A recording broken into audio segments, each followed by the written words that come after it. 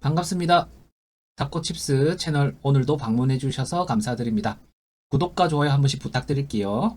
자, 오늘 장사하시는 분들 장사 잘 하셨습니까? 저는 오늘 부산이 오늘 30도, 31도까지 올라가더라고요. 그래도 오늘 다행히도 학생들이나 이렇게 좀 많이 찾아와 주셔가지고 나쁘지 않은 매출 올리고 퇴근했습니다. 오늘 조금 일찍 퇴근했어요. 힘이 들어가지고 일찍 퇴근하셨습니다. 오늘 아직까지 장사하고 계신 분들, 그리고 오늘 마감하신 분들 모두 수고하셨고요. 우리 자영업자들 힘내봅시다. 오늘 준비한 컨텐츠는요, 돈 벌고 싶다면 절대 하지 마라. 자영업자의 치명적인 실수 5가지. 요거 준비해봤습니다. 아, 많은 자영업자들이 간절히 돈을 벌고 싶어 하지만 뜻대로 되지 않는 현실. 밤낮 없이 일해도 통장은 비어가고 남는 것 빚뿐이라는 자영업자들. 왜 그럴까요? 자, 이게 뭐라고 해야 될까? 이 자영업을 하면은 막 돈을 엄청 많이 벌 것 같잖아요. 막 사람들이 와서 막 먹고 결제하고 매출이 막 몇백만 원씩 올라가는 데도 있고 막 그렇잖아요. 참 신기한 게 뭐 나가는 돈이 엄청 많아요. 뭐 세금도 내야 되고 재료비, 하여튼 공과금도 많이 내고, 저 같은 경우는 1월달, 7월달 부가세 내고 5월달에 종소세 내고 뭐 이것저것 내다 보면 별로 남는 게 없어요. 근데 왜 자영업을 하느냐? 자영업을 했기 때문에. 처음부터 했기 때문에 그냥 하는 겁니다. 그래도 이게 웃긴 게 돈은 잘 안 보이는데 어떻게든 이 흘러는 가요. 생활도 되고. 신기합니다. 아무쪼록 한번 돈 벌고 싶다면 절대 하지 마라 5가지 한번 진행해 보도록 하겠습니다. 잠시만요. 자, 실수 1. 나만 아는 맛집이라는 착각. 시장조사 및 고객 이해 부족. 문제점. 자신의 관점에서만 제품 서비스를 기획하고 실제 고객이 원하는 것이 무엇인지, 경쟁사는 어떤지 파악하지 않음. 치명적인 결과 아무도 찾아오지 않는 가게, 재고가 쌓이고 경쟁력 상실. 이게 저도 그런 적이 있었는데, 제가 이렇게 그때 창업 교육을 하고 이렇게 타코야키 기술 전수를 하고 했을 때 어떤 분이 그런 말을 했어요. 나는 이 가스오브시가 별로 안 좋아하는데 가스오브시 빼고 팔면 안 돼요. 이렇게 묻더라고요. 너무 어떻게 말을 해야 될지 모르겠더라고요. 오로지 자신의 관점에서만 말씀하신 거거든요. 당연하게 타코야끼는 가스오브시가 이제 짝꿍이잖아요. 그죠? 당연하게 위에 가스오브시가 올라가야 그게 타코야끼입니다. 그죠? 근데 자신의 관점, 말 그대로 내가 가스오브시를 싫어한다고 거기다가 안 올리고 팔면은 이게 타코야끼라고 생각하겠습니까? 사람들이. 그죠? 그렇기 때문에 조금 공부를 많이 해야 됩니다. 사람들이 뭘 좋아하는지를 좀 알아야 돼요. 어떤 걸 원하는지. 그리고 어, 그 내가 고객이 돼서도 뭐 많은 것들을 확인하고 어떤 가게든지 돌아다니면서 어떻게 나오는지 서비스는 무엇이 되는지 이런 것도 꼼꼼히 좀 알아보면 좋고, 어떤 게 나왔을 때 기분이 좋고 이 만족감이 크고 이런 게 아마 큰 도움이 됩니다. 저뿐만이 아니라 나의 지인들한테도 그런 걸 한번 물어보고 설문조사 하잖아요. 요즘은 좋아가지고 설문조사 하기도 좋습니다. 그런 거 해가지고 그 결과를 좀 조합해가지고 거기에 맞는 결과물을 낸다면 나쁘지 않다. 근데 오로지 자신의 촉감만 믿고 오픈했다가 큰 코 다치는 경우가 많습니다. 그때 말씀드렸다시피 자기가 와인을 좋아한대. 와인을 좋아해가지고 와인집을 오픈하고 싶다는 거야. 말 그대로 자기가 와인을 좋아해서 그냥 와인집을 오픈하고 싶다는 거야. 그게 과연 먹힐까요? 왜냐면 동네 상권을 봐야 된다는 거야. 동네 생활 수준도 봐야 되고, 그리고 이게 회사 상권인지 그냥 오피스 상권인지 그냥 동네인지 이것도 따져가면서 해야 되는데, 내가 와인을 좋아한다고 해서 그걸 오픈한다, 이 말도 안 되는 거죠. 그죠? 그러면 여기 나오죠. 아무도 찾아오지 않는 가게, 나만 좋아하는 가게. 재고 쌓이겠죠. 뭐 와인은 뭐 쌓여도 뭐 괜찮나요? 아무튼 뭐 팔려야 될 거 아닙니까? 일단 경쟁력 상실. 해결책: 타겟, 고객 설정, 상권 나오죠. 상권 분석, 경쟁사 벤치마킹, 설문조사도 나오네요. 작은 규모로 테스트 해보기, 팝업스토어, 온라인 판매 등. 제 생각에는 그냥 쉬워요. 그냥 인스타그램이나 뭐 유튜브 하시는 분들 유튜브나 뭐 자기 SNS 아니면 스레드 있잖아요. 스레드. 거기에다가 설문조사를 해보십시오. 몇 번이건. 해가지고 사람들이 뭘 원하는지를 조금 분석한 다음에 거기에 맞춰서 오픈하면은 훨씬 실패할 확률이 낮지 않을까요? 그래서 자기 자신한테 너무 꽂혀서 오픈하면 안 됩니다. 무슨 말인지 알겠죠? 그 대중이 원하는 걸 해야 되거든요. 무슨 말인지 알겠습니까?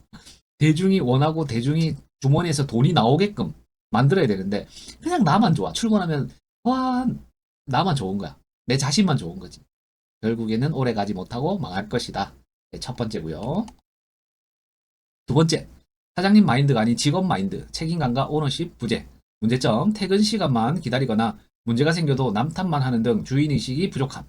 모든 의사결정을 타인에게 미루거나 즉흥적으로 처리. 치명적인 결과, 낮은 서비스 품질, 직원 관리 실패, 사업 운영의 불안정성. 이런 매장에서는 직원들이 일을 안 하죠. 사장님이 직원 탓을 엄청 하는 데가 있거든요. 보면은 직원 탓을 하기 전에 자기가 이 시스템을 잘 못 만든 거지. 그죠? 근데 직원이 어떤 행동을 해서 그걸 보고 야단을 치거나 공개를 한다는 거는 자기 자신이 쪽팔리는 거야. 쪽팔리는 겁니다. 왜냐면 자기가 먼저 솔선수범하고 그걸 보고 직원들이 따라가야 되는데 직원이 알아서 하기만을 기다리는 건 바보 같은 짓입니다. 원래 밑에 이제 아르바이트생이나 직원들은 그 사장이 하는 행동을 보면서 자기도 그걸 사장님 대신해서 하는 거거든요. 일을 한단 말이야. 그러면서 따라오는 거지. 지켜보고 있다가 그걸 안 한다고 탓하고 네가 예전에 제가 마트 다닐 때 우리 부점장이 제가 인턴으로 있을 때 그 얘기를 했어요. 술을 먹고 들어와서 저한테 일로 와보라는 거예요. 가보니까 네가 들어온 뒤로 장사가 안 된대요. 뭘 이유라도 설명을 해주고 얘기를 해야 될 거 아니야. 그냥 내 탓을 하는 거예요. 그것도 술 먹고. 매장이 잘 돌아가겠습니까? 예. 아무튼 그분도 끝은 안 좋았습니다. 낮은 서비스 품질 당연하죠. 직원 관리 실패. 직원이 안 붙어 있습니다. 아니면은 직원이 뭐 신고하고 난리 나겠지. 그리고 사업 운영의 불안정성. 여기는 오래 갈 수 없는 사업장이다. 이렇게 나오고 해결책은 스스로 모든 결정에 책임지기. 문제 발생 시 즉각적인 대응. 고객 불만 적극 수용. 꾸준한 자기 개발. 사실은 제가 이 장사를 하기 전에 가장 자신이 있었던 점이 저는 요 부분이에요. 내가 모든 걸 책임지고 문제가 발생하면 빨리 대응하고 고객 클레임 수용하고 이 부분에 대해서 제가 반성하고 조금 개선하는. 왜 이런 걸 잘했냐면 제가 그때 말씀드렸다시피 저는 마트 생활을 한 7, 8년 했어요. 그 조직에서 일을 하다 보니까 이게 하루 종일 하루에 몇 번씩 있는 일들이거든요. 이런 부분들은. 그렇기 때문에 그걸 계속 해온 게 제 몸에 배어 있단 말이에요. 그러니까 이 장사를 해도 똑같이 배어 있는 게 나오더라고요. 그래서 장사는 제가 음식을 잘 만들어서 장사를 이렇게 오래 하는 게 아니라 이런 부분을 빨리빨리 고객이 큰 불만 없이 해결책을 제가 제시해 줬다. 그래서 지금까지 운영하고 있지 않나. 그런 생각을 하고 있습니다, 저는. 자, 세 번째 넘어가 볼게요. 실수 3. 돈보다 감성을 쫓는 과도한 투자 및 재정 관리 실패. 문제점. 불필요하게 비싼 인테리어, 최신 장비, 초기 대규모 홍보 등의 감성과 욕심으로 과도하게 투자하여 자금 고갈, 회계 세무 지식 부족으로 돈이 새는 것을 모름. 치명적인 결과 고정비 부담 증가, 현금 흐름 악화, 빚의 악순환, 세금 폭탄. 이런 분들이 있죠. 이 실력은 없고 남들보다 좀 잘 보이고 싶고. 그래서 이 인테리어에 무지막지하게 돈을 막 쓴단 말이에요. 특히 커피숍. 커피를 좀 잘 만들고 서비스에 좀 치중을 해야 되는데 오로지 밖에서 봤을 때 겉멋만 이제 화려하게 만드는 거죠. 그거 오래 못 갑니다. 진짜로. 잠깐입니다. 잠깐. 그리고 회계 세무 지식 부족으로 돈이 새는 것을 모름. 이런 부분도 솔직히 말씀드리면 저도 회계 세무 아예 모르거든요. 그래서 저는 전문가한테 맡깁니다. 제가 매출이 높지가 않아도 원래 제가 해야 되는데 저는 전문가한테 맡기는 이유가 솔직히 제가 투자한 시간 저걸 해결하기 위해서 그죠? 그리고 어떻게든 이 세금 절세를 해야 되잖아. 절세하는 부분도 잘 모르고 차라리 돈을 지불하더라도 전문가한테 맡기면 그 지불한 돈 이상으로 본인들이 절세를 해서 해주더라고요. 그래서 저는 크게 신경 안 쓰고 그냥 투자합니다. 저 부분. 그러면 편해요. 뭐 어디가 부족하다, 뭐가 모자랍니다. 사장이 연락이 옵니다. 그러면 제가 어떻게 해드리면 또 다시 해결이 되고. 그래서 저는 오랫동안 지금 한 세무사님과 여성분인데 엄청 꼼꼼하시더라고요. 그래서 지금까지도 유지하고 있다. 아무튼 돈을 쓸 때 써야지 쓰잘데기 없는 돈을 써가지고 나중에 아시다시피 망하면 권리금도 얼마 못 받습니다. 거기 투자한 돈 반에 반도 못 받을 수가 있어. 그러니까 그런 건 아니다 하면 안 된다. 지금 시대는 안 먹힌다. 해결책 최소한의 자본으로 시작하기 스몰 스타트 이게 맞아요. 제가 이걸 저도 이렇게 시작했죠. 최소한의 자본. 왜냐면 타코야끼를 솔직히 저는 몰랐어요. 이게 뭐 어떤 건지도 모르고 한 번도 본 적도 없었는데 이게 뭔지 몰라가지고 돈도 없었고 그래서 진짜 작게 시작했죠. 3평짜리 가게에서 500만 원 투자해서 시작했단 말이에요. 이게 스몰 스타트를 한 겁니다. 그래서 이 아이템의 가능성을 보고 해서 지금의 타코칩스를 운영하고 있는 거고 그 작은 가게를 운영하면서 부족한 부분 그리고 내가 개선해야 되는 부분 또 좀 더 덧붙여야 되는 부분 이런 것들을 계속 장사하면서 생각을 했거든요. 그걸 사업계획서에 넣고 그걸 지금 타코칩스에 다 적용을 시켜가지고 오픈했단 말이에요. 처음에 당연하게 조금 모자란 부분도 있지만 그래도 사람들이 좀 만족할 만한 결과물로 나왔습니다. 나쁘지 않게 처음에 오픈했어요. 진짜로. 처음에 오픈하고 10평짜리 가게에서 저 솔직히 말하면 500, 600씩 남겼어요. 직원 둘이 월급 주고도. 뭐 물론 옛날 얘기지만 나쁘지는 않았다. 아무튼 돈보다 감성을 쫓는 과도한 투자는 하면 안 된다. 자, 네 번째 넘어가 보겠습니다. 실수 4. 나 혼자 다 할 수 있다는 오만, 위인과 협업의 실패. 문제점. 모든 업무를 혼자 처리하려다가 번아웃이 오거나 전문가의 도움을 받지 않아 비효율적인 운영, 직원에게 업무를 위임하지 못하고 간섭함. 치명적인 결과, 업무 과부하, 전문성 부족, 시간 낭비, 성장 한계. 이런 사람이 있어. 왜냐면 그 뭐라고 해야 될지 직원을 두면은 이 알바생한테 어느 분야는 맡겨야 돼요. 그래야지 나머지가 돌아간단 말이에요.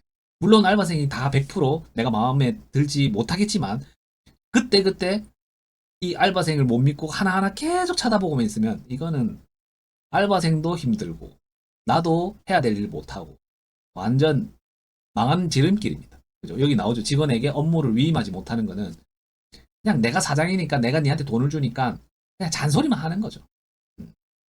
치명적인 결과 업무 과부하. 이게 아까 말씀드렸다시피 그 세무사님한테 이제 세금 관련해서 제가 기장료를 주고 하는 것도 똑같아요. 거기에 내가 올인하면은 이 엄청 일이 많거든요. 뭐 또 해야 되고 또 자료도 준비해야 되고 그것보다 그 시간에 전문가한테 맡기고 저는 제가 할 일을 더 합니다. 차라리 그 기장료만큼 더 벌어서 그 기장료 주고 세금 절세 효과도 받고 혜택도 받고 이게 훨씬 낫지 않을까요? 시간 낭비하기 싫습니다. 저는. 그죠? 요렇게 해야 된다. 이 간섭하고 하시는 사장님들 제발 그 성격이거든. 그런 성격을 가진 분 밑에 직원으로 들어가면 정말 힘듭니다. 못 버팁니다, 진짜. 음. 그분들은 직원이 해도 한 일을 갖다가 자기가 또 해야 돼. 그냥 혼자 하면 되지.